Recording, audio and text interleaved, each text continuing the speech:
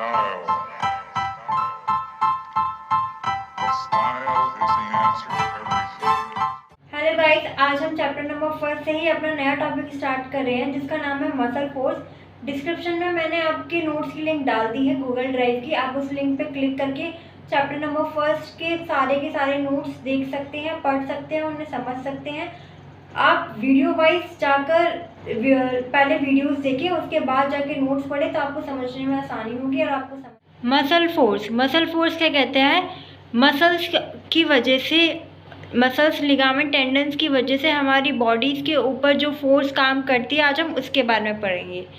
Each muscle fibre can be represent as vector, मतलब हमारी body में जितने भी मसल फाइबर्स होते हैं वो वेक्टर रिप्रेजेंट करते हैं। उनका अपना अपना एक फोर्स होती है, अपना एक वेक्टर होता है। जैसे ह्यूमरस और अल्ना, इन दोनों के ऊपर अलग अलग टाइप के वेक्टर्स लग रहे होते हैं और ये दोनों जब वेक्टर्स मिलते हैं तो क्या बनाते हैं? ह्यूमरस अल्ना जॉइंट बनाते हैं। Force applied by muscle to a bone, force जो हम अप्लाइड करते हैं मसल से लगती है वो बोन पर, उसका क्या होता है? वो एक्चुअली एक रिजल्टेंट होता है बहुत सारी इंडिविजुअल फोर्स वेक्टर्स का। Direction of pull is always toward the centre of muscle fibre. Measuring muscle fibre का मतलब जो मेरी बॉडी के ऊपर, मसल्स के ऊपर जो फोर्स लग रही है, मैं उसको कैसे मेजर करूँ?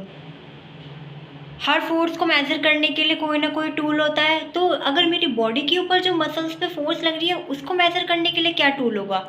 गोनियोमीटर? नहीं, वो तो जॉइंट्स के मूवमेंट की रेंज को करने के लिए होता है। तो मसल को फोर्स पावर को करने के लिए जिस टूल का इस्तेमाल होता है जिसका नाम है EMG। EMG की फुल फॉर्म क्या होती है? इलेक्ट्रोमायोग्राम। इलेक्ट्रोमायोग्राम का हम यूज़ करते हैं मेज़र करने के लिए electrical activity of muscles. Electric activity of muscles मतलब कैसे? इलेक्ट्रिकल एक्टिविटी से आप क्या समझते हैं कि मेरी बॉडी के ऊपर करंट लग रहा है उसके बाद ही मेजर करेगा? नो। इलेक्ट्रोमायोग्राम जो टूल है इसका इस्तेमाल मैं इलेक्ट्रिकल एक्टिविटी ऑफ मसल्स के लिए ऐसे करती हूँ। ये मसल की वेलोसिटी उसती हूँ और सडनली से मेरा हैंड रिएक्ट करता है, मेरी मसल कॉन्ट्रैक्ट करती है। ये उस एक्टिविटी की बात कर रहा है। मसल इलेक्ट्रिकल एक्टिविटी जो होती है वो डायरेक्टली प्रोपोर्शनल किसकी होती है? मोटर यूनिट एक्टिवेशंस के। और वो किसके भी प्रोपोर्शनल होती है? वो मसल फोर्स के भी डायरेक्टली। एनाटॉमिकल पुली, एनाटॉमिकल पुली क्या कहता है? मसल फाइबर और मसल टेंडन रैप अराउंड अ बोनी प्रोमिनेंस एरिया। ये मेरा ह्यूमरस है, ह्यूमरस के ऊपर ये डेल्टॉइड मसल है, या इसे हम टेंडन कह सकते हैं, मसल फाइबर कह सकते हैं। ये bony prominence area, bony prominence area के ऊपर जो मसल्स फाइबर लगे हैं, जो टेंडन्स लगे हैं, ये एक फोर्स जनरेट कर रहे हैं। ये एक फोर्स जनरेट कर रहे हैं जिसकी वजह से ये जो फाइबर्स हैं ये मूव करेंगे। इसको मैं एनाटॉमिकल पुली बोलती हूँ। मतलब कि जो muscle fibre, muscle tendon bony prominence area के ऊपर रैप होते हैं उसको मैं एनाटॉमिकल पुली बोलती हूँ क्योंकि वो एक फोर्स जनरेट करते हैं। Bone and bony prominence cause the deflection, it's form a anatomical pulley. जब बोन मतलब मेरी बोन और जो बोनी प्रोमिनेंस एरिया एक डिफ्लेक्शन देते हैं, डिफ्लेक्शन मतलब एक फोर्स देते हैं, एक स्ट्रिक देते हैं, जो स्ट्रिक्शन देते हैं उससे क्या बनता है? उससे एक फॉर्म होता है एनाटॉमिकल पुली फॉर्म होता है। एनाटॉमिकल पुली फॉर्म है जैसे हम जिम में देखते हैं, जो हम बाइसेप्स की एक्सरसाइज करते हैं तो मेरे बोन और बोन प्रोमिनेंट एरिया की वजह से जो मेरी मसल्स डिफ्लेक्शन होती है, जो मेरी मसल मूव करती है, उसकी जो ग्रोथ होती है उसको क्या बोला जाता है? उसको एनाटॉमिकल पुली बोला जाता है। एनाटॉमिकल पुली में मैं देख लीजिए मेरा ह्यूमरस है, ह्यूमरस के ऊपर मेरी डेल्टॉइड मसल है, ये ओवरलैप करके रखी हुई है। जो डेल्टॉइड मसल्स है, जो डेल्टॉइड फोर्स है वो पैरेलल किसके है? ह्यूमरस के पैरेलल है। इसका जो मिडल पार्ट है, middle part of the deltoid vector form force vector parallel to the humerus. जो मेरी ह्यूमरस के ऊपर डेल्टॉइड मसल है वो इसके पैरेलल है। इस मिडल पार्ट के ऊपर जब वो पैरेलल है तो वो एक फोर्स जनरेट कर रही है। जैसे मैं बाइसेप्स उठाती हूँ तो मेरी फोर्स यहाँ पर जो डेल्टॉइड पर फोर्स जनरेट हो रही है यहाँ पर, उसके बारे में बात होती है। और फिर जब मेरी एक्शन लाइन मूव जाती है लेटरली, जब मेरी एक्शन लाइन लेटरली में, जब मैं लेटरली अबडक्शन करती हूँ अपने एक्सरसाइज का, मतलब मैं अबडक्ट करती हूँ अपने शोल्डर का, तो जो मेरी डेल्टॉइड मसल है उसकी एक्शन लाइन भी चेंज हो जाएगी, लेकिन उसका मैग्नीट्यूड कभी चेंज नहीं होगा। मेरी फोर्स की एक्शन लाइन चेंज हो सकती है, सेंटर ऑफ मास चेंज हो सकता है, लेकिन जो फोर्स जनरेट हो रही है मसल्स के ऊपर और वेक्टर्स के ऊपर जो फोर्स अप्लाइड हो रही है उसका मैग्नीट्यूड कभी भी चेंज नहीं हो।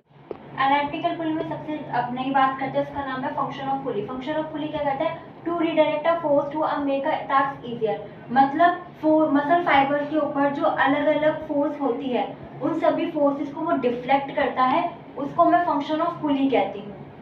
Anatomical pulley make the task easier by deflecting the action line of muscle further from the joint axis।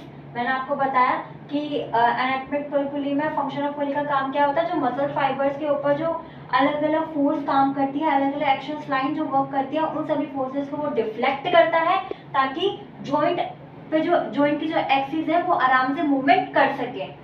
Movement arm of the muscle force increase then torque भी। अगर मूवमेंट आर्म बढ़ेगा तो muscle force भी बढ़ेगी और उसके बाद torque भी बढ़ जाएगा। Deltoid is able to perform abduction is less force. Deltoid एक ऐसी मसल है जो अबडक्शन को बहुत कम फोर्स में जनरेट कर सकती है, जो कर सकती है। Every sesamoid bone in the body have the similar effect of the changing direction of muscle tendon action line।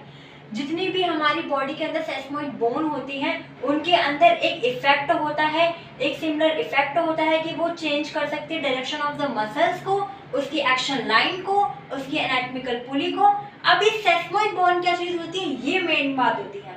सेसमोइड bone होती है जो ह्यूमरस को सेसमोइड बोन क्या चीज़ होती है? सेसमोइड बोन वो चीज़ होती है जो दो जॉइंट को मिलाकर एक एक्सिस बनाती है। मतलब दो बोन्स मिलकर एक जॉइंट बनाते हैं, उस जॉइंट पर वो मूवमेंट प्रोवाइड करते हैं बिना किसी दूसरे मूवमेंट को रिस्ट्रिक्ट करे, उसको हम सेसमोइड बोन बोलते हैं। अपर लिम्ब में क्या हो गया, मेरा आर्म एंड फोर आर्म, ये दोनों मिलकर एक सेसमोइड बोन बनाते हैं। और लोअर लिम्ब में क्या हो गया, मेरा फ्यूमरस और टिबिया, उन दोनों के बीच में एक नी कैप होता है जिसमें एक पटेला टेंडन होती है। पटेला जो होती है, पटेला एक सेसमोइड बोन है।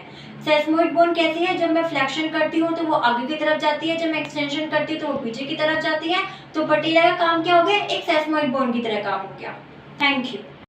सेसमोइड बोन क्या चीज है? सेसमोइड बोन वो चीज होती है जो दो जॉइंट को मिलाकर एक एक्सिस बनाती है। मतलब दो बोन्स मिलकर एक जॉइंट बनाते हैं, उस जॉइंट पर वो मूवमेंट प्रोवाइड करते हैं बिना किसी दूसरे मूवमेंट को रिस्ट्रिक्ट करे, उसको हम सेसमोइड बोन बोलते हैं। अपर लिम्ब में क्या हो गया, मेरा आर्म एंड फोर आर्म, ये दोनों मिलकर एक सेसमोइड बोन बनाते हैं।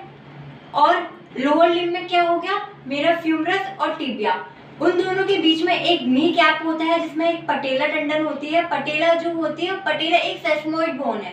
सेसमोइड बोन कैसी है, जब मैं फ्लेक्शन करती हूँ तो वो आगे की तरफ जाती है, जब मैं एक्सटेंशन करती हूँ तो वो पीछे की तरफ जाती है। तो पटेला का काम क्या हो गया, एक सेसमोइड बोन की तरह काम। By changing the line of pull, अगर मैं लाइन ऑफ पुल चेंज करती हूँ तो मूवमेंट आर्म बढ़ जाता है। जब मूवमेंट आर्म बढ़ जाता है तो चेंजिंग द एंगल ऑफ पुल भी चेंज जाएगा। मतलब जो पुल का जो मेरा एंगल है, एक्शन लाइन है, वो भी चेंज हो जाएगी।